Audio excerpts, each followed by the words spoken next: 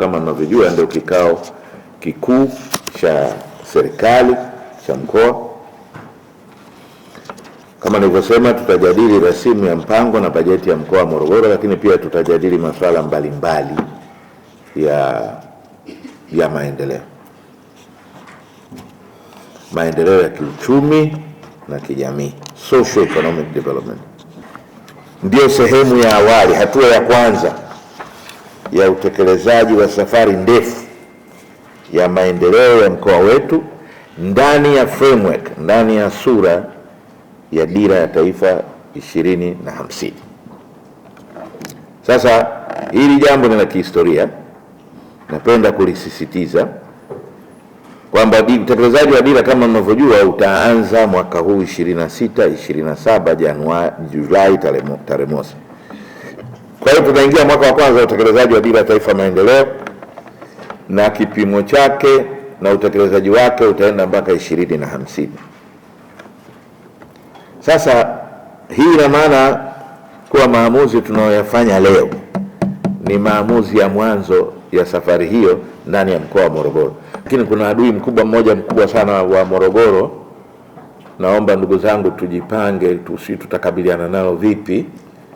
Naomba wenye viti wa halmashauri mtusaidie sana. Kibena, unanisikia? Mtusaidie sana. Hii uchafuzi wa mazingira unazidi kwa kasi kubwa sana.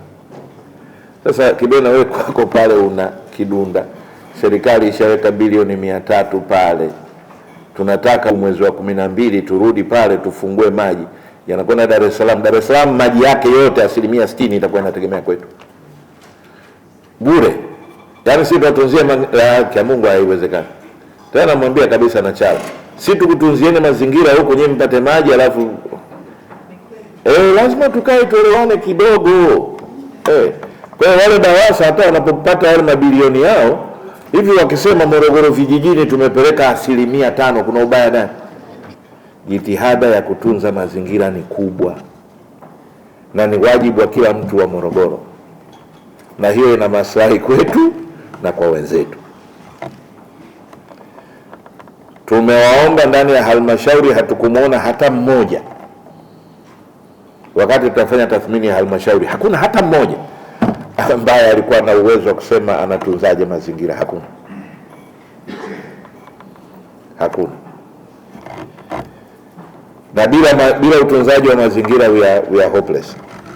Upatikanaji wa dawa na vifaa tiba ndani ya mkoa ni mzuri, japokuwa sio ya kuridhisha sana. Takwimu za Disemba 2025 tulikuwa 83% ya upatikanaji wa dawa na vifaa tiba katika mkoa wetu. Inaonekana na hiyo inaendana jinsi ambavyo unaendelea asilimia kupanda, hata malalamiko kwa wananchi yanaendelea kupungua. Lakini eneo ambalo sasa tunafanya vizuri kwa wastani, tungependa tufike hata 100 au 90 na kitu. Kwenye mpango ule, Mheshimiwa Mwenyekiti, 70% ya utekelezaji wa gharama za mpango wa maendeleo ni sekta binafsi.